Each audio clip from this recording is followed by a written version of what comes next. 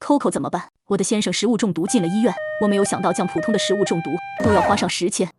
之前我有一個客仔，佢有同我講過，佢目前唔考慮醫療卡，因為佢覺得暫時唔需要先，而且佢嘅 budget 唔夠。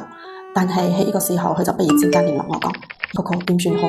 我嘅先生去食物中毒入咗醫院，用咗差唔多10K啊！我冇諗到就係一個普通嘅食物中毒都可以有一個10K啊！其實而家嘅醫療費已經好貴噶啦，所以當你有 budget 嗰陣時，有能力嗰陣時，你唔會買多，起碼你先保障好而家先，你買少少嚟保障自己都好啊。所以當時佢就冇變咯，佢就攞咗女兒嘅嗰個教育費嚟俾。之後佢就同我講，即係意外呢啲嘢鼓勵唔到，冇諗到我個肚子拒絕你嘅就呢度就入咗醫院。因為呢啲嘢我哋真係估計唔到噶，佢隨時會上門噶，唔曉同你打招呼噶。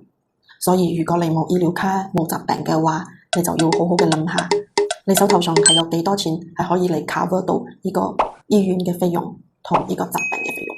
我哋成日講安排要企喺未來，我哋亦都可以以目前嘅情況嚟安排我哋而家有能力可以做嘅嘢，所以我哋可以慢慢一步一步嘅去安排好我哋嘅保障。